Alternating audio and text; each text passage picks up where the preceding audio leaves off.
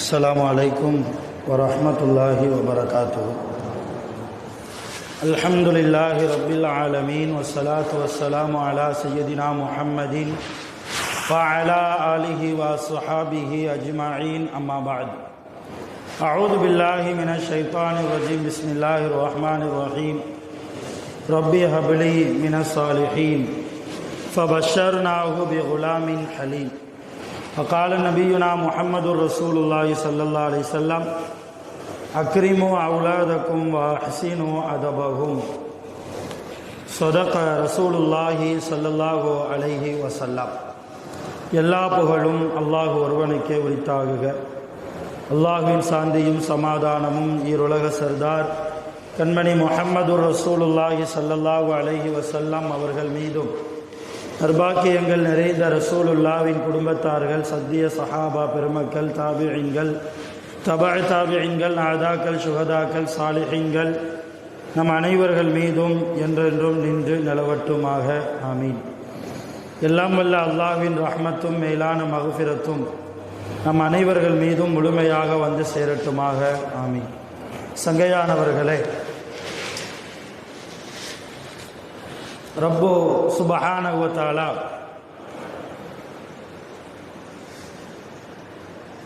சந்ததி உள்ள நல்ல சமூகமாக முஸ்லிம் சமூகத்தை அல்லாஹ் ஆக்கியிருக்கிறார். குழந்தை பாக்கியம் என்பது அல்லாஹ்வால் ஒவ்வொரு தம்பதியினருக்கும் வழங்கப்படுகிற அருள் கொடை. எத்தனையோ மனிதர்களுக்கு அல்லாஹ் அந்த குழந்தை பாக்கியம் இல்லாமல் வைத்திருக்கிறார். திருமணம் நடந்து பல ஆண்டுகள் கழிந்தும் கூட நிறைய தம்பதியினர்களுக்கு, நிறைய ஆண்களுக்கும் பெண்களுக்கும் குழந்தை பாக்கியம் இல்லாமலேயே அல்லாஹ் வைத்திருக்கிறார்.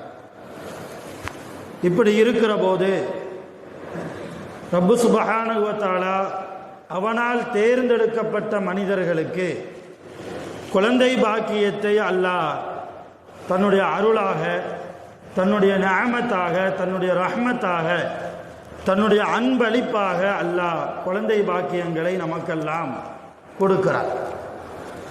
அப்படி அல்லாஹ்வால் அன்பளிப்பாக வழங்கப்பட்ட குழந்தைகள், பிள்ளைகள், அவர்களை பெற்றோர்களாக இருக்கக்கூடிய நாம் எப்படி உருவாக்குகிறோம்? இந்த மார்க்கத்தின் தொடர்புள்ள பிள்ளைகளாக அவர்களை நாம் உருவாக்குகிறோமா, அல்லது உலகம் சார்ந்த விஷயத்தை நம்முடைய குழந்தைகளுக்கு கொடுத்து மார்க்க அறிவு இல்லாத, மார்க்க ஞானம் இல்லாத, அல்லாஹ்வுடைய தொடர்பு இல்லாத, பள்ளிவாசலுடைய தொடர்பு இல்லாத, ஆலிம்களுடைய தொடர்பு இல்லாத பிள்ளைகளாக நம்முடைய பிள்ளைகளை நாம் உருவாக்குகிறோமா என்பதை இந்த ஜும்மாவில் நாம் யோசிப்பதற்கு கடமை உள்ளவர்களாக இருக்கிறோம். அருமையானவர்களே, அதே நேரத்தில் குர்ஆனில் அல்லாஹ் சில நபிமார்கள், அதிலும் குறிப்பாக சையதுனா இப்ராஹிம் அலைஹிஸ்ஸலாம் அவர்கள் தன்னுடைய குழந்தைக்காக எந்த அளவு துஆ செய்தார்கள், எதை எதையெல்லாம் துஆவாக கேட்டார்கள் ரப்பிடத்தில் என்பதை நாம் இங்கே யோசிப்பதற்கு இருக்கிறோம். பெற்றோர்களாக இருக்கக்கூடிய நாம் நம்முடைய பிள்ளைகளுக்கு உலக கல்வியை கொடுக்கிறோம். சில பெற்றோர்கள் மார்க்க கல்வியையும் கொடுக்கிறோம். அதோடு மாத்திரம் நம்முடைய கடமை முடிந்து விட்டதா என்றால் அப்படி அல்ல. பெற்றோர்களாக இருக்கக்கூடிய நாம் நம்முடைய பிள்ளைகளுக்கு நேரம் கிடைக்கிற பொழுதெல்லாம் துஆ செய்யக்கூடிய நல்ல பெற்றோர்களாக நாம் முதலில் மாற வேண்டும்.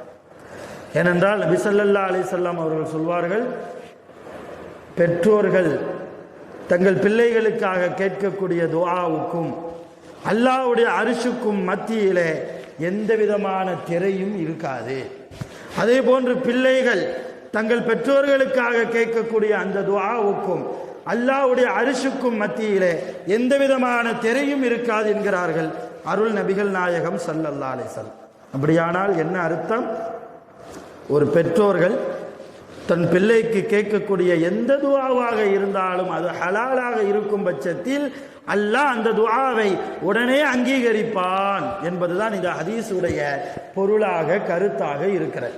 நாளைய சமூகமாக இருக்கக்கூடிய நம்முடைய பிள்ளைகள் ஷரீஅத்தின்படி வளர வேண்டுமானால், குர்ஆனின் தொடர்புள்ள பிள்ளைகளாக, அல்லாஹ்வுடைய திரு பொருத்தத்தை பெற்ற குழந்தைகளாக நம்முடைய பிள்ளை செல்வங்கள் மாற வேண்டுமானால் முதலில் பெற்றோர்களாக இருக்கக்கூடிய நாம் அவர்களுக்காக நிறைய துஆ செய்ய வேண்டும். அல்லாஹ் சையதுனா இப்ராஹிம் அலைஹிஸ்ஸலாம் அவர்கள் கேட்ட துஆவை குர்ஆன் முழுக்க பதிவு செய்கிறான். வைதிபுத்தலா இப்ராஹிம் ரப்புஹு பி கலிமாத்தின் ஃபஅத்தம்மஹுன்ன என்று ஆரம்பிக்கக்கூடிய சூரா பக்ராவில் வரக்கூடிய 124வது வசனத்தில் அல்லாஹ் சையதுனா இப்ராஹிம் அலைஹிஸ்ஸலாம் அவர்கள் தனக்காகவும் தன்னுடைய சந்ததியினர்களுக்காகவும் தன்னுடைய பிள்ளைகளுக்காகவும் அவர்கள் ரப்பிடத்தில் கேட்ட துஆவை அல்லாஹ் குர்ஆனில் பதிவு செய்து வைத்திருக்கிறார். என்ன கேட்டாங்க இப்ராஹிம் அலைஹிஸ்ஸலாம்? ரப்பிடத்தில் கேட்டார்கள், ரப்பே இன்னி ஜாயிலுக லின்னாசி இமாமா, இன்னி ஜாயிலுக லின்னாசி இமாமா. அல்லாஹ் சொன்னான், இப்ராஹிம் நபியே, உங்களை இந்த மக்களுக்கெல்லாம் இமாமாக நான் ஆக்கியிருக்கிறேன். இமாம் என்றால் தலைவர் என்ற அர்த்தம். இமாம் என்றால் தலைவர் என்ற அர்த்தம். இன்னி ஜாயிலுக லின்னாசி இமாமா, இப்ராஹிம் நபியே, உங்களை எல்லா மக்களுக்கும் தலைவராக நான் ஆக்கியிருக்கிறேன். அதனால்தான் நீங்கள் எந்த மதத்தை எடுத்து பார்த்தாலும் பெயர்தான் வித்தியாசமாக இருக்குமே தவிர அந்த பெயர்களுக்கு சொந்தக்காரர் சையதுனா இப்ராஹிம் அலைஹிஸ்ஸலாம். முஸ்லிம்கள் இப்ராஹிம் என்கிறோம். கிறிஸ்தவ மதத்தை எடுத்து பார்த்தால் அவர்கள் ஆபிரகாம் என்பார்கள். இப்படி ஏதாவது பகவத்கீதை எடுத்து பார்த்தால் அங்கே ஒரு பெயர். இப்படி ஒவ்வொரு மதத்திலும் எல்லா மதத்தை சார்ந்தவர்களுக்கும் தலைவராக சையதுனா இப்ராஹிம் அலைஹிஸ்ஸலாம். ஒவ்வொரு மதத்தினவர்களும் சில நபிமார்களை ஏற்றுக்கொள்வார்கள், சில நபிமார்களை புறந்தள்வார்கள். ஆனால் எல்லா மதத்தினர்களாலும் ஒரு சேர நம்பிக்கை கொள்ளப்பட்ட நபி சையதுனா இப்ராஹிம் அலைஹிஸ்ஸலாம். அப்படிப்பட்ட இப்ராஹிம் அலைஹிஸ்ஸலாமை குறித்து அல்லாஹ் சொல்கிறான், இன்னி ஜாயிலுக லின்னாசி இமாமா, நபியே, உங்களை நாம் எல்லா மக்களுக்கும் இமாமாக ஆக்கியிருக்கிறோம் என்று அல்லாஹ் சொன்னபோது அடுத்து இப்ராஹிம் நபி கேட்டாங்க அல்லாஹ்ட்ட, வமின் துர்ரியத்தி, ரப்பே, என்னை மட்டும் நீ தலைவனாக ஆக்கினால் போதுமா? என் பிள்ளைகளுக்கு அந்த பாக்கியம் வேண்டாமா? என் சந்ததியினர்களுக்கு அந்த பாக்கியம் வேண்டாமா? அந்த பாக்கியத்தை என் பிள்ளைகளுக்கும் கொடு என்று சையதுனா இப்ராஹிம் அலைஹிஸ்ஸலாம் அல்லாஹ்வால் வழங்கப்படுகிற அந்த பதவியை, அந்த அற்புதத்தை, அந்த ஆற்றலை என் குடும்பத்தில் உள்ளவர்களுக்கும் என் பிள்ளைகளுக்கும் கியாமத் நாள் வரைக்கும் என் சந்ததியினர்களுக்கும் நீ தர வேண்டும் என்று அல்லாஹ்விடத்தில் கேட்டிருக்கிறார்கள். இந்த துஆவை அல்லாஹ் 124வது ஆயத்திலே 1வது ஜுஸ்ஸிலே அல்லாஹ் பதிவு செய்கிறான். என்ன விளங்குறோம்? அல்லாஹ்வால் நமக்கு ஏதாவது ஒரு நியாமத் வழங்கப்படுதா? என் சந்ததியினர்களுக்கும் என் பிள்ளைகளுக்கும் இதை நீ கொடுத்து விடு என்று எல்லா பெற்றோர்களும் கேட்க வேண்டும். அல்லாஹ் என்னை வசதி வாய்ப்பாக வாழ வைத்திருக்கிறானா? யா அல்லாஹ், இந்த செல்வத்தை என் பிள்ளைகளுக்கும் நீ கொடு. அல்லாஹ் எனக்கு சில மார்க்க ஞானத்தை தந்திருக்கிறானா? யா அல்லாஹ், இந்த ஞானத்தை என் பிள்ளைகளுக்கும் கொடு. அல்லாஹ் என்னை தொழுகையாளியாக ஆக்கியிருக்கிறானா? யா அல்லாஹ், என் பிள்ளையையும் நீ தொழுகையாளியாக ஆக்கு என்று எல்லா பெற்றோர்களும் ஆண்களும் பெண்களும் பிள்ளைகளுக்காக துஆ செய்ய வேண்டும். காபத்துல்லாவை கட்டி முடித்ததற்கு பின்னால் சையதுனா இப்ராஹிம் அலைஹிஸ்ஸலாம் அல்லாஹ்விடத்தில் துஆ கேட்டார்கள். ரப்பனா தகப்பல் மின்னா இன்னக அன்தஸ் ஸமீஉல் அலீம். ரப்பே, இந்த மகத்தான காரியத்தை என்னிடமிருந்து நீ கபூல் செய்வாயாக, ஏற்றுக்கொள்வாயாக. துஆ கேட்டுட்டு 2வது துஆ கேட்கிறாங்க. ரப்பனா, என்னுடைய இரட்சகனே, வஜஅல்னா முஸ்லிமைனி லக, உனக்கு கட்டுப்பட்ட நபராக என்னை ஆக்குவாயாக. வமின் துர்ரியத்தினா உம்மத்தன், என்னுடைய சந்ததியினர்கள் அத்தனை பேரையும் முஸ்லிமத்தல்லக, உனக்கு கட்டுப்பட்ட முஸ்லிமான மனிதனாக, முஸ்லிமான சந்ததியினர்களாக என்னுடைய சந்ததியை நீ ஆக்கி தருவாயாக என்று சையதுனா இப்ராஹிம் அலைஹிஸ்ஸலாம் தன்னுடைய சந்ததியினர்களுக்காக, தன்னுடைய பிள்ளைகளுக்காக துஆ செய்திருக்கிறார்கள். இன்றைக்கு எத்தனை பேர் நம்முடைய பேச்சை கேட்க மறுப்பதால் சில பெற்றோர்கள் பிள்ளைகளுக்கு பத்துவா கொடுக்கிறோம். நீ எங்க இருந்தாலும் அழிந்து போவ, சீரழிவாய், வாழ்க்கையில் கஷ்டப்படுவாய் என்றெல்லாம் மிக கடுமையான வார்த்தைகளை சொல்லி திட்டக்கூடிய பெற்றோர்களாகத்தான் இன்றைக்கு நாம் இருக்கிறோமே தவிர எங்கிருந்தாலும் நல்லாயிரே, அல்லாஹ்வுடைய பொருத்தம் உனக்கு கிடைக்கட்டும், அல்லாஹ்வுடைய ரஹ்மத் உனக்கு கிடைக்கட்டும், உனக்காக எல்லா நேரமும் நான் துஆ செய்வேன் என்று சொல்லக்கூடிய பெற்றோர்களாக இன்றைக்கு நாம் இருக்கிறோமா? கவலையோடு யோசிக்க வேண்டும். குர்ஆன் எல்லா பிரச்சனைகளுக்கும் தீர்வு. குடும்ப பிரச்சனையா, குர்ஆனை எடுத்து பார்த்தால் தீர்வு கிடைக்கும். சமூக பிரச்சனையா, குர்ஆனையும் ஹதீஸையும் எடுத்து பார்த்தால் பிரச்சனைக்கு தீர்வு கிடைக்காத எந்த ஒரு விஷயத்தையும் குர்ஆன் சொல்லாமல் இல்லை, நபி ஸல்லல்லாஹு அலைஹி வஸல்லம் அவர்களும் கூறாமல் இல்லை. மார்க்கம் பட்டவர்த்தமாக மிக வெளிச்சமாக திறந்த புத்தகமாக இருக்கிறது. புரட்டி பார்த்து படிப்பதற்குத்தான் நாம் நேரம் கொடுக்காமல் இருக்கிறோம். அதனால் நிறைய குடும்பங்களில் பிரச்சனை, சமூக பிரச்சனை நிறைய வருகிறது என்றால் குர்ஆனை நம்முடைய பிள்ளைகளுக்கு அணுகவில்லை. குர்ஆன் என்ன சொல்கிறது? ஒரு தந்தையிடத்தில், ஒரு தாயிடத்தில் ஒரு பிள்ளை எப்படி நடக்க வேண்டும், ஒரு பிள்ளையிடத்தில் பெற்றோர்கள் எப்படி நடக்க வேண்டும், ஒரு கணவனிடத்தில் ஒரு மனைவி, ஒரு மனைவியிடத்தில் ஒரு கணவன், குடும்பத்து பெரியவர்களிடத்தில் சிறியவர்கள் எப்படி நடக்க வேண்டும், சிறியவர்களோடு பெரியவர்கள் எப்படி அன்பாக பாசமாக நடக்க வேண்டும், இதுவெல்லாம் தெரியாததனுடைய விளைவோ நிறைய பிரச்சனை. எங்கு பார்த்தாலும் பிரச்சனை, சண்டை சச்சரவுகள், வார்த்தைகளை தடித்தமாக பேசுவது. லா யுஹிப்புல்லாஹுல் ஜஹர பில் கௌலி மினஸ்ஸூ, லா யுஹிப்புல்லாஹுல் ஜஹர மினல் கௌலி பிஸ்ஸூ, கெட்ட வார்த்தைகளை பேசுவதை அல்லாஹ் விரும்புவதில்லை. 6வது ஜுஸுவினுடைய ஆரம்பமே இப்படித்தான். நீங்கள் கெட்ட வார்த்தைகள் பேசாதீர்கள். யாராவது நமக்கு பிடிக்காத காரியத்தை செய்துவிட்டால் எடுப்பிலேயே நம்முடைய நாவில் வருவது 7வது கலிமா, 8வது கலிமா. எப்படி அல்லாஹ்வுக்கு பிடித்தமான வாழ்க்கை நம்மிடத்தில் இருக்கும்? மனைவியோடு பிரச்சனையா, பிள்ளைக்கு முன்னால் கெட்ட வார்த்தையை பேசுகிறோம். கணவனோடு பிரச்சனையா, பெண்கள் கெட்ட வார்த்தைகள் பேசுகிறார்கள் பிள்ளைக்கு முன்னால். ஒன்றை விளங்குங்கள், நாம் எப்படி நடக்கிறோமோ அதே போன்று நம்முடைய பிள்ளைகள். நாம் நல்ல வார்த்தைகளை பேசி வாழ்ந்தால் நாளைக்கு நம்முடைய பிள்ளைகளும் நல்ல வார்த்தையை பேசுவார்கள். ஷரியத்தின் தொடர்புள்ளவர்களாக நாம் நம்முடைய பிள்ளைகளுக்கு முன்னால் வாழ்ந்தால் நாளைக்கு சமூகத்தில் கண்ணியமான வாழ்க்கையோடு நல்ல பெயர் எடுத்து அல்லாஹ்வுடைய பொருத்தம் பெற்ற பிள்ளைகளாக நம்முடைய பிள்ளைகள் உருவாகுவார்கள். இதற்கு நேர் மாற்றமாக நம்முடைய பிள்ளைக்கு முன்னாலே 7ஆம் கலிமா 8ஆம் கலிமா பேசினால் நம்மையே அவன் பேசுவான், நம்மளையே அவன் பேசுவான். அப்படிப்பட்ட ஒரு காலத்தை அல்லாஹ் உருவாக்கி கொடுத்து விடுவான். எவ்வளவு பெரிய கை செய்தான். நான் பெற்றெடுத்து இன்னைக்கு நிறைய பிள்ளைகள் பெற்றோர்களை பார்த்து ஏசுகிறார்கள். முகத்திற்கு நேராக என்னை ஈன்றெடுத்த 10 மாதம் சுமந்த என்னுடைய தாய், அவளை குறித்து நான் பேசுகிறேன் என்றால் காரணம் என் மீது குறையல்ல. நான் சிறுபிராயத்தில் இருக்கிற போது அவள் என்ன பேசினாலோ அது அவளுக்கே திரும்ப போகிறது. இதுதான் யதார்த்தம். வாழ்க்கை என்பது வட்டம் இல்லையா? இந்த உலகமே வட்டம் தானே. வாழ்க்கை என்பது ஊஞ்சல் மாதிரி இல்லையா? ஊஞ்சலில் இருப்பவர் ஒரு நாள் கீழே வந்துத்தான் ஆக வேண்டும். கீழே நின்று வேடிக்கை பார்ப்பவர் ஒரு நாள் ஊஞ்சலில் ஏறித்தான் ஆக வேண்டும். இப்போது இருக்கிற சூழ்நிலையை மாத்திரம் நம்முடைய கவனத்தில் வைத்துக் கொண்டு நம்முடைய வார்த்தைகளை வெளியே விட்டால் எவ்வளவு ஏடாகுறம். இன்னும் கவலை என்ன தெரியுமா? கவலை என்று சொல்வதை விட கேவலம். பள்ளிவாசலில் இருந்து கொண்டே கெட்ட வார்த்தைகளை பேசக்கூடிய நிறைய மூமின்கள், நிறைய தொழுகையாளிகள் இல்லையா?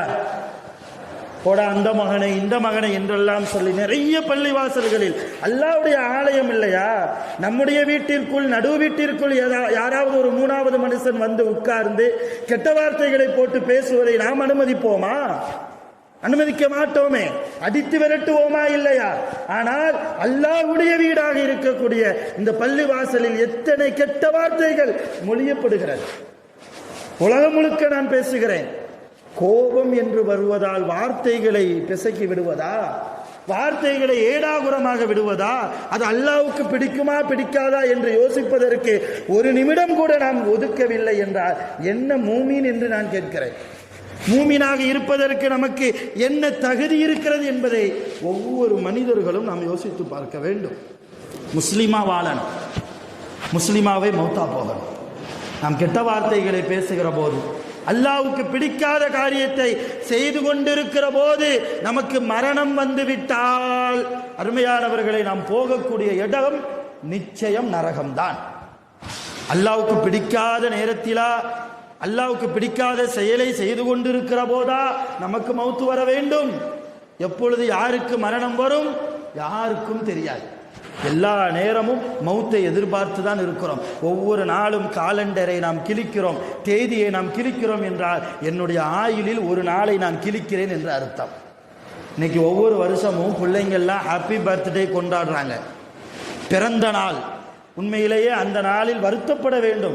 என்னுடைய ஆயுளில் ஒரு வருடம் கழிந்து விட்டதே, நான் என்ன அமல் செய்திருக்கிறேன், அல்லாஹ்வுக்கு முன்னால் நான் எப்படிப்பட்ட சாலிஹான மனிதனாக இருக்கிறேனா அல்லது கெட்ட மனிதனாக இருக்கிறேனா, என்னிடத்தில் என்ன அமல் இருக்கிறது, ஒரு வருடம் கழிந்து விட்டதே என்று ஒவ்வொரு பிறந்த நாள் அன்றும் கவலைப்பட வேண்டுமே தவிர கேக்கு வெட்டி கொண்டாடக்கூடாது. ஆனால் இன்றைக்கு நம்முடைய சமூகம் பிறந்த நாள் அன்று பிரியாணி போட்டு சாப்பாடு வைக்கிறோம் இல்லையா? வீட்டில் உள்ளவர்களுக்கு அது தவறல்ல, சொந்த பந்தங்களுக்கு உணவு கொடுப்பது தவறல்ல. சந்தோஷமாக பெற்றோர்களோடு, உடன் பிறந்த சகோதர சகோதரிகளோடு, மனைவியோடு, பிள்ளைகளோடு அதை அந்த மகிழ்ச்சியை பகிர்ந்து கொள்வது ஒரு துக்கமான காரியம் அல்ல, அது தவறல்ல. ஆனால் அதைவிட அதிகமாக வருத்தப்பட்டிருக்கிறோமா, என்ன அமல் செய்திருக்கிறோம் என்று வருத்தப்பட்டிருக்கிறோமா? அருமையான பெருமக்களே, நம்முடைய வாழ்க்கை அல்லாஹ் கொடுத்த மிகப்பெரிய நிஅமத். இந்த உலக வாழ்க்கை அல்லாஹ் கொடுத்த மிகப்பெரிய அருள். இந்த அருளை தேவையில்லாத சர்ச்சைகளில் நம்மை நாம் ஈடுபடுத்தி கொண்டு இந்த அருளை பாழாக்கக்கூடாது. நபியுனா இப்ராஹிம் அலைஹிஸ்ஸலாம், நபியுனா யாக்கூப் அலைஹிஸ்ஸலாம் தன்னுடைய பிள்ளைகளுக்கு மரண நேரத்தில் இருக்கிற போது என்ன வசியத்து உபதேசம் செய்தார்கள் தெரியுமா? யா புனை, என் அருமை பிள்ளைகளே, இன்னல்லாஹ் அஸ்தஃபா லகுமுத்தீன், அல்லாஹ் உங்களை இந்த மார்க்கத்திற்கென்று தேர்ந்தெடுத்திருக்கிறார். நீங்கள் எல்லாம் முஸ்லிம்களாக இருக்கிறீர்கள், மூமின்களாக இருக்கிறீர்கள். எனவே ஃபலா தமூதுன்ன இல்லா வ அன்தும் முஸ்லிமூன், நீங்கள் முஸ்லிமாக இருக்கிற நிலைமையிலேயே தவிர வேறு எந்த நிலைமையிலேயும் நீங்கள் மௌத்தாகி விட வேண்டாம். ஒரு நபியினுடைய தங்களுடைய குழந்தைகளுக்கு, பிள்ளைகளுக்கு அவர்கள் இறக்கிற நேரத்தில் சக்கராத்துடைய நிலைமையில் இருக்கிற போது நீங்கள் முஸ்லீமாக மரணியுங்கள். அப்படின்னா என்ன அர்த்தம்? நல்லதை செய்யுங்கப்பா, யாருக்கும் துரோகம் செய்யாதீர்கள், யாருக்கும் அநியாயம் செய்யாதீர்கள். அடுத்தவர் உங்களுக்கு அநியாயம் செய்தாலும் கூட நீங்கள் அவர்களை மன்னித்து விடுங்கள். அல்லாஹ்வுக்காக, அல்லாஹ்வுடைய ரசூலுக்காக மன்னித்து விடுங்கள். எந்த சூழ்நிலையிலும் உங்கள் கோபம் மிகைத்து விட வேண்டாம், உங்கள் ரோஷம் மிகைத்து விட வேண்டாம். அற்ப பணக்காசுகளுக்காக, அற்ப கௌரவத்திற்காக உங்களை நீங்கள் இழப்பதா, உங்கள் ரப்பை நீங்கள் இழப்பதா, உங்கள் மார்க்கத்தை நீங்கள் விட்டு கொடுப்பதா? இப்படி நிறைய விளக்கம் இருக்கிறது இந்த ஆயத்திற்கு. அல்ல, அந்த ஆயத்தை அதே சூரத்துல் பக்கராவில் 131, 132வது வசனமாக பதிவு செய்திருக்கிறான் குர்ஆனிலே. மிகப்பெரிய பாவக்கரையை விட்டும் நீங்கிய பிள்ளைகளாக நம்முடைய பிள்ளைகள் ஆக்கப்பட வேண்டும் என்று எல்லா பெற்றோர்களும் இந்த காலத்தில் துஆ செய்ய வேண்டும். திரும்பிய திசையெல்லாம் பாவங்கள் நிரம்பி இருக்கிறது. ஷைத்தான்கள் அவ்வளவு நம்முடைய பிள்ளைகளை, குறிப்பாக வாலிபர்களை கெடுப்பதற்கு, தன்னுடைய வலையில் விழச் செய்வதற்கு ஷைத்தான் காத்து கொண்டிருக்கிறான் தன்னுடைய படை பட்டாளங்களோடு. நம்முடைய பிள்ளைகளுக்கு பெற்றோர்கள் நாம் துஆ செய்ய வேண்டும். யா அல்லாஹ், பெரும் பெரும் பாவங்களை விட்டு என் பிள்ளைகளை காப்பாற்றுவாயாக. இன்னைக்கு பிள்ளைகளுக்கு இணை வைப்பு என்றால் என்ன தெரிவதில்லை. தொட்டதற்கெல்லாம் ஷிர்க்குங்கிறான், அங்க போனா ஷிர்க்குங்கிறான், இதை ஓதுனா ஷிர்க்குங்கிறான், இப்படி செஞ்சா ஷிர்க்குங்கிறான். ஷிர்க்கு என்று சொல்லி ஷிர்க்கிலேயே கிறுக்காக போகக்கூடிய பிள்ளைகளாக இன்றைக்கு நம்முடைய வாலிப பிள்ளைகள் இருக்கிறார்கள், உருவாகி இருக்கிறார்கள். காரணம் என்ன? மார்க்கம் தெரியல, மார்க்கம் புரியல. மிக முக்கியமான விஷயம், அந்த பிள்ளைகளுக்கு துஆ செய்யக்கூடிய பெற்றோர்களாக இன்றைக்கு நாம இல்லை. இதுதான் யதார்த்தமான உண்மை. ஆனால் செய்தனா அதே இப்ராஹிம் அலைஹிஸ்ஸலாம் மக்காவுக்காக துஆ செய்தார்கள், தன்னுடைய பிள்ளைகளுக்காக துஆ செய்தார்கள். எப்படி துஆ செய்தார்கள் தெரியுமா?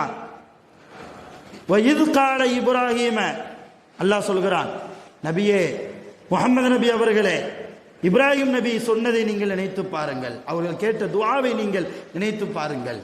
என்ன துஆ கேட்டாங்க?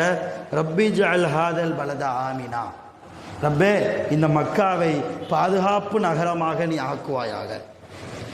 கேட்டுட்டு அடுத்து துஆ கேட்குறாங்க, வஜ்னுபுனி வ பனிய அன் நஅபுதல் அஸ்னாம், மிகப்பெரிய பாவமாக இருக்கக்கூடிய சிலைகளை வணங்குவதை விட்டும் என் பிள்ளைகளை நீ பரிசுத்தப்படுத்துவாயாக, என் பிள்ளைகளை நீ பாதுகாப்பாயாக, உனக்கு இணை வைப்பதை விட்டும் என் பிள்ளைகளை நீ பாதுகாப்பாயாக. பெரும்பாவத்தை குறித்து ஒரு தந்தை, ஒரு இப்ராஹிம் அலைஹிஸ்ஸலாம் தன்னுடைய பிள்ளைக்காக துஆ செய்திருக்கிறார்கள் என்றால், அருமையானவர்களே, இன்றைக்கு நம்முடைய பிள்ளை தொழுகையாளியாக மாற வேண்டும் என்று கூட நிறைய பெற்றோர்கள் துஆ கேட்காமல் இருக்கிறோம்.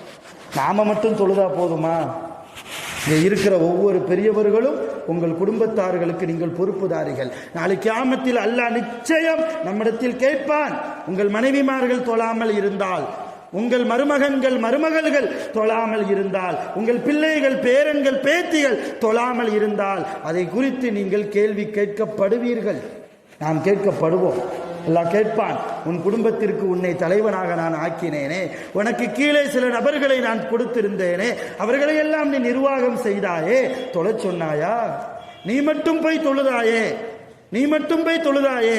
நீ ஃபஜ்ர் தொழுது கொண்டிருக்கிற போது உன் மனைவி வீட்டில் தூங்கி கொண்டிருந்தாளே, உன் பேரன் பேத்திகள் வீட்டில் உறங்கிக் கொண்டிருந்தார்களே, அவர்களை நீ எழுப்பி விட்டாயா?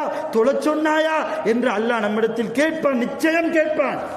நபி ஸல்லல்லாஹு அலைஹி வஸல்லம் ஒவ்வொரு நாளும் ஆயிஷா அம்மா வீட்டில் தங்குகிற பொழுதெல்லாம், ஆயிஷா அம்மா சொல்றாங்க, இரவு நேரத்தில் ரசூலுல்லாஹ் என் வீட்டில் தங்கி காலையில் எழுந்து பள்ளியிலே ஃபஜ்ர் பாங்கு சொல்லப்படும், பாங்குக்கு முன்னாலேயே தஹஜ்ஜத்தை ரசூலுல்லாஹ் தொழுவார்கள். தஹஜ்ஜத்திற்கு பின்னால் சிறிது நேரம் துஆ செய்வார்கள். ஃபஜ்ர் பாங்கு சொல்லப்படும். ஃபஜ்ருக்கு பின்னால், பாங்குக்கு பின்னால் நபி ஸல்லல்லாஹு அலைஹி வஸல்லம் சிறிது நேரம் தூங்குவார்கள். ஃபஜ்ர் பாங்குக்கு பின்னால் ரசூல் ஸல்லல்லாஹு அலைஹி வஸல்லம் சிறிது ஒரு 10 நிமிடம் தூங்குவார்கள். தூங்கி முடித்ததற்கு பின்னால் நபி ஸல்லல்லாஹு அலைஹி வஸல்லம் எழுந்து வீட்டிலேயே ஃபஜ்ருடைய முன்சுன்னத்தை தொழுவார்கள். ஃபஜ்ர் தொழ வைப்பதற்காக பள்ளிவாசலுக்கு போவதற்கு முன்னால் நபி ஸல்லல்லாஹு அலைஹி வஸல்லம் தன்னுடைய காலால் என்னுடைய கால் பாதங்களை, நான் தூங்கி கொண்டிருப்பேன், நபி ஸல்லல்லாஹு அலைஹி வஸல்லம் என்னுடைய கால் பாதங்களை அப்படி தட்டி விடுவார்கள். ஹஸரத் ஜும்மால சொல்லிட்டார், நாளைக்கு ஃபஜ்ர்லேருந்து ஒரே மிதி, அவ்வளோதான், கதை அம்பேல் ஆயிரும், யாரும் மிதிச்சிடக்கூடாது. இன்னைக்கு அவங்க மிதிக்கிற இடத்துல தான் நம்ம இருக்கோம். அது ஒரு பக்கம் இருந்தாலும் ரசூலுல்லாஹி ஸல்லல்லாஹு அலைஹி வஸல்லம் மிதிக்கல, லேசா தட்டுனாங்க. இன்னும் குறிப்பு என்ன தெரியுமா? தட்டுகிற ஒரே தட்டில் ஆயிஷா அம்மா எழுந்துருவாங்க. இன்னைக்கு நம்ம ஆயிஷாவை என்ன சத்தம் போட்டாலும் எழுப்புறது ரொம்ப கஷ்டம். அப்ப அவங்க எழுப்புற வரைக்கும் நாம் எழுப்பி விட வேண்டும் என்பது முஹம்மது ரசூலுல்லாஹி ஸல்லல்லாஹு அலைஹி வஸல்லம் அவர்களுடைய மகத்தான சுன்னத். அது இன்னைக்கு நம்மில் எத்தனை பேர் நம்முடைய மனைவியை எழுப்பி விட்டு பள்ளிக்கு வருகிறோம்? வீட்டில் எத்தனை பேர் சுன்னத்தை ஹயாத்தாக்குகிறோம்? இங்கே இமாம் தக்பீர் கட்டினதுக்கு பின்னால நிறைய பேர் சுன்னத் தொழுகிறவங்களையும் பார்க்குறோம். ஒரு நிமிஷம் இருக்கு காமத்துக்கு வந்து தக்பீர் கட்டுறது சுன்னத்துக்காக. அந்த சுன்னத்தையெல்லாம் அல்லாஹ் கபூல் செய்யவே மாட்டான். தொழுகையினுடைய சட்டங்கள் நமக்கே தெரியல. எப்படி நம்முடைய பிள்ளைகளுக்கு நாம் சொல்லிக் கொடுப்போம் என்பதை மிக கவலையோடு நாம் யோசிக்கிறோம். நான் இங்கே உங்களுக்கு சொல்ல வந்தது, நம்முடைய பிள்ளைகளுக்கு துஆ செய்யக்கூடிய தொழுகை உள்ள பிள்ளையாக, யா அல்லாஹ் என்னுடைய சந்ததியினர்களை தொழுகை உள்ள சந்ததியினர்களாக நீ ஆக்கிவிடு ரப்பே என்று நாம் துஆ செய்யக்கூடிய பெற்றோர்களாக நாம் முதலில் மாற வேண்டும். அதே செய்தனா இப்ராஹிம் அலைஹிஸ்ஸலாம் இதையும் கேட்டிருக்கிறாங்க. சூரா இப்ராஹிம் என்று குர்ஆனில் ஒரு சூரா இருக்கிறது. இந்த சூராவில் 40வது ஆயத்து எடுத்து புரட்டி படித்து பார்த்தால் தெரியும். இப்ராஹிம் அலைஹிஸ்ஸலாம் அல்லாஹ்விடத்தில் கேட்டாங்க, ரப்பி ஜஅல்னி முகீமஸ் ஸலாத்தி வ மின் துர்ரியத்தி, யா அல்லாஹ் என்னை நீ தொழுகையாளியாக ஆக்குவாயாக, என்னுடைய சந்ததியினர்களையும் நீ தொழுகையாளியாக ஆக்குவாயாக. கேட்டு பாருங்கள், நிச்சயம் உங்கள் பிள்ளைகள் தொழுகையாளியாக மாறுவார்கள். தொழுகையினுடைய பரக்கத் இன்றைக்கு அனுபவிக்காத பிள்ளைகளாக நம்முடைய பிள்ளைகள் எக்ஸாம் என்று காரணம் சொல்லி இல்லையா, பிரயாணம் இருக்கிறது என்பதற்காக தொழுகையை விட்டு விட்டு போகக்கூடிய முஸ்லிம் சமூகமாக இன்றைக்கு நம்முடைய சமூகம் மாறி போய் இருக்கிறது. நபி ஸல்லல்லாஹு அலைஹி வஸல்லம் ஒரு மனிதர் இறந்து விட்டால் அவரை பின்தொடரக்கூடிய 3 காரியம் சொன்னார்கள். அதில் மிக முக்கியமான காரியம் என்ன தெரியுமா? தனக்காக துஆ செய்யக்கூடிய நல்ல பிள்ளையை அவர் விட்டு செல்ல வேண்டும். இன்னைக்கு இறந்தவங்களுக்கு துஆ செய்யக்கூடாதுன்னு ஒரு கூட்டம், இந்த ஃபாத்தியாலாம் ஓத வேண்டாம், இறந்தவங்களுக்கு துஆலாம் ஒன்றும் செய்யக்கூடாது, அது பித்அத், அது வழிகேடான விஷயம் என்றெல்லாம் ஒரு கூட்டம் சொல்கிறது. மிக மோசமான காலத்தில் நாம் வாழ்ந்து கொண்டு இருக்கிறோமே. சையதுனா இப்ராஹிம் அலைஹிஸ்ஸலாம் அல்லாஹ்விடத்தில் துஆ கேட்டார்கள், ரப்பனா இக்ஃபிர்லி, யா அல்லாஹ் என் பாவத்தை மன்னிப்பாயாக, வலி வாலிதைய என் பெற்றோர்கள் பாவத்தையும் மன்னிப்பாயாக துஆ கேட்டிருக்கிறார்களே. அதே சூரா இப்ராஹிமில் 41வது வசனமாக இந்த வசனம் பதிவு செய்யப்பட்டிருக்கிறது. இன்னைக்கு அப்படிப்பட்ட பிள்ளைகளை நாம் விட்டு செல்லுகிறோமா? நம்முடைய பிள்ளைகள் எப்படி துஆ கேட்க வேண்டும் என்று முதல்ல நமக்கே தெரிகிறது இல்லையே. முதல்ல துஆவுல அல்லாஹ்வை புகழணும், 2வது ரசூலுல்லாஹ் மேல ஸலவாத்து சொல்லணும், 3வது எல்லா மூமின்களுக்குமாக பொதுவாக ஒரு துஆவை கேட்கணும், 4வது நம்முடைய தேவையை ஹலாலான தேவைகளை அல்லாஹ்விடத்தில் கேட்கணும். அதிலேயே பிள்ளைகளும் வந்துருவாங்க. பிள்ளைகளுக்கு துஆ கேட்பது, பெற்றோர்களுக்கு துஆ கேட்பது, வியாபாரத்திற்காக துஆ கேட்பது, விவசாயத்திற்காக துஆ கேட்பது, இதெல்லாம் கேட்கணும். கடைசியாக ரப்பனா ஆத்தினா ஃபித் துன்யா, இந்த ஆயத்து கண்டிப்பா எல்லா துஆலையும் இருக்கணும். இந்த ஆயத்து ஒரு துஆல இல்லைன்னா அந்த துஆ மக்பூலே ஆகாது என்கிறார்கள் நம்முடைய இமாம்கள், மார்க்க சட்ட வல்லுநர்கள். ரப்பனா ஆத்தினாவுக்கு பின்னால் நபி ஸல்லல்லாஹு அலைஹி வஸல்லம் அவர்கள் மீது ஸலவாத்து ஓதி கடைசியாக வல்ஹம்துலில்லாஹி ரப்பில் ஆலமீன் என்று அல்லாஹ்வை புகழ்ந்து துஆவை முடிக்கணும். இதுதான் துஆவினுடைய ஒழுங்குமுறை. இந்த முறை நமக்கு தெரிகிறதா? நம்முடைய பிள்ளைகளுக்கு நாம் சொல்லி கொடுத்திருக்கிறோமா? நிறைய அல்லாஹ்ட்ட துஆ கேட்கிறேன், அல்லாஹ் எனக்கு கொடுக்கிறது இல்லைன்னா இந்த துஆவினுடைய ஒழுங்குமுறை தெரியாமல் நாம் துஆ கேட்டால் அல்லாஹ் எப்படி தருவான்? அது அருமையான பெருமக்களை நிறைய இருக்கிறது. பிள்ளைகளை சாலிஹான பிள்ளைகளாக, நல்ல மார்க்க தொடர்புள்ள பிள்ளைகளாக, உங்க பிள்ளைகளுக்கு நீங்கள் உலக கல்விகளை கொடுக்கிறீர்களோ இல்லையோ, உங்க பிள்ளைகளை ஒரு MA, ஒரு BA, ஒரு BCom, ஒரு MCom, அதுவெல்லாம் கபருக்கு உதவாது, கியாமத்திற்கும் உதவாது. உங்கள் பிள்ளைகளுக்கு நீங்கள் குர்ஆனை கொடுக்க வேண்டும். உங்கள் பிள்ளைகளுக்கு நல்ல ஒழுக்கத்தை தர வேண்டும். உங்கள் பிள்ளைகளுக்கு நபி ஸல்லல்லாஹு அலைஹி வஸல்லம் அவர்களுடைய மேலான ஹதீஸுகளை, ரசூலுல்லாஹ்வுடைய வாழ்க்கைகளை நம்முடைய பிள்ளைகளுக்கு நாம் தர வேண்டும். அப்படி தந்தால் மாத்திரமே நாம் நல்ல பெற்றோர்கள், ஒழுக்கமான பெற்றோர்கள், அல்லாஹ்வால் விரும்பக்கூடிய பெற்றோர்கள். அப்படிப்பட்ட பெற்றோர்களாக அல்லாஹ் நம் அனைவர்களையும் முழுமையாக ஆக்கி அருள் புரிவானாக. ஒழுக்கமுள்ள பிள்ளைகளாக, பெற்றோர்களுக்கு துஆ செய்யக்கூடிய நல்ல சாலிஹத்தான பிள்ளைகளாக அல்லாஹ் நம்முடைய பிள்ளைகளை முழுமையாக ஆக்கி தந்த அருள் புரிவானாக. வ ஆகிரு தஅவானா அனில் ஹம்துலில்லாஹி ரப்பில் ஆலமீன். அஸ்ஸலாமு அலைக்கும் வ ரஹ்மத்துல்லாஹி வ பரகாத்துஹு.